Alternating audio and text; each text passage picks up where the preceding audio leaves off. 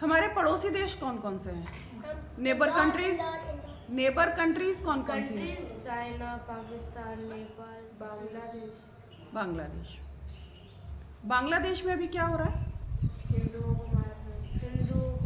हिंदुओं को मार रहे हैं। अत्याचार। सबसे पहले बांग्लादेश किसका हिस्सा था? पाकिस्तान। सबसे पहले पाकिस्तान किसका हिस्सा था? इंडिया का। बांग्लादेश भी पहले कहाँ का हिस्सा था? इंडिया। भारत का, इंडिया का, है ना। अब देखो क्या होता है कि ये अलग कब हुआ? 17 दिसंबर 1971 में, जब अपन लोगों ने अभी कारगिल किया था ना प्रोग्राम, तो उसमें ये वाला डायलॉग दिया था ना कि 71 का युद्ध याद है? जब 93,000 पाकिस्तानियों ने सरेंडर किया। और ये लड़ाई तो भारतीयों की थी भी नहीं, ये लड़ाई हमारी नहीं थी। हम किसकी तरफ से लड़ रहे थे? बांग्लादेश की तरफ से, है ना, क्योंकि बांग्लादेशियों पर वो अत्याचार कर रहे थे। अब अपन शुरू से बात करते हैं। जो आज वेस्ट बंगाल है और ये बांग्लादेश है, ये पूरा क्या होता था? बंगाल होता था, पूरा बंगाल था ये। ना पश्चिम बंगाल था, ना उत्तर बंगाल, ना दक्षिण बंगाल, कुछ बंगाल नहीं था। क्या था? ये पूरा एक बंगाल था, भारत का हिस्सा था। ठीक है। अंग्रेज आए, पहले तो मुगल आए, उन्होंने वहाँ पर हर जगह मंदिर तोड़े और ये सब काम चल ही रहे थे, और कन्वर्जन भी चल ही रहा था। उस टाइम पर वहाँ की पूजा पद्धति कुछ चेंज हुई, और उसके बाद में अंग्रेज आए। अंग्रेज़ों ने भी डिवाइड एंड रूल किया। ठीक है। जब वो जाने लगे तो ये हो गया था कि जो हिंदू जहाँ पर ज़्यादा हैं वहाँ पर भारत, और जहाँ पर मुस्लिम ज़्यादा हैं वहाँ पर पाकिस्तान बनेगा। इधर वाला पाकिस्तान अलग हो गया, जम्मू कश्मीर के साइड वाला, और जो बंगाल वाला, यहाँ भी मुस्लिम ज़्यादा थे, तो क्या हुआ? इसको क्या बोलने लगे? पूर्वी पाकिस्तान। पूर्वी पाकिस्तान। पूर्व मतलब ईस्ट पाकिस्तान हो गया वो। ठीक है। इसके बाद में अब ये भी पाकिस्तान है और ये भी पाकिस्तान है। यहाँ के लोग इधर के लोगों से अलग है। ये लोग पढ़े लिखे थे, बंगाल साइड के लोग पढ़े लिखे थे, और इधर के लोग उतने ज़्यादा एजुकेटेड नहीं थे। और वो लोग क्या करते थे? इनके ऊपर अत्याचार करने लगे। यहाँ की महिलाओं के साथ अत्याचार करना है, लोगों को नरसंहार करना, मतलब जान से ही मार देते थे, जैसे आज चल रहा है ना। वो भी तो पाकिस्तान का हिस्सा था।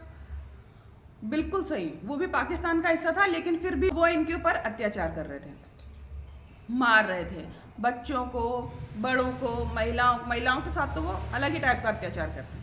लाखों लोगों को मारा था, लाखों। और 10 लाख लोग तो आकर भारत में आके शरण ली थी। 10 लाख लोगों ने वो यहाँ आकर रहने लगे थे। इतनी मारकाट मचाई थी, इतना मारते थे। ठीक है। अब यहाँ पर क्या किया? हमारे पास में उस टाइम की प्राइम मिनिस्टर का नाम क्या है? इंदिरा गांधी, है ना। इंदिरा गांधी ने क्या किया कि पड़ोसी होने के नाते, अब अगर हमारा पड़ोसी अगर परेशान है तो हम उसकी हेल्प करेंगे, है ना। उस टाइम पर क्या, एक मुक्ति वाहिनी नाम की सेना बनी। ठीक है। मुक्ति वाहिनी ने काम क्या किया? जैसे कि ट्रेन किया लोगों को। ये लोग किस टेक्निक पर काम करते थे? गोरिल्ला टेक्निक पे। शिवाजी करते थे ना, हाँ, गोरिल्ला पद्धति पे काम, छापेमार जो टेक्निक होती है उसमें। तो उन्होंने उसकी तैयारी करी और उस तरीके से इनको खदेड़ दिया। लड़ाई चली कब से कब तक चली थी? 25 मार्च से लेकर 16 दिसंबर तक।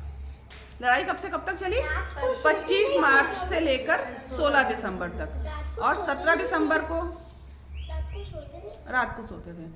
17 दिसंबर को उन सभी ने क्या किया? 93,000 पाकिस्तानियों ने सरेंडर किया। ठीक है। किसकी हेल्प से हुआ? हिंदुस्तानियों की हेल्प से। उस टाइम की मुक्ति वाहिनी सेना में कौन कौन थे? बौद्ध, है ना, और हमारे ही जैसे लोग। के बाद में अभी कौन थी वहां की प्रधानमंत्री? किसी को मालूम है? शेख हसीना। क्या नाम था? शेख हसीना। तब भी अत्याचार होते थे हिंदुओं पर। उनके मंदिर तोड़े जाते थे, घर तोड़े जाते थे, घर जलाए जाते थे, लोगों को रोड पे मारा जाता था। ये सब चल रहा था, लेकिन बहुत कम, क्योंकि प्रधानमंत्री है और वो ये नहीं चाहती है, तो ऐसा ज़्यादा खुलेआम नहीं हो पा रहा था।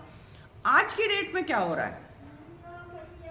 जहाँ हिंदू दिखते हैं वहाँ पे मार देते हैं, मंदिर सारे ही तोड़ रहे हैं वो लोग। मंदिर और सारे- सबको डंडों से इतना मारते हैं कि वो मर जाते हैं। बहुत मार रहे हैं। मतलब कि जो इस्कॉन मंदिर का नाम सुना तुम लोगों ने?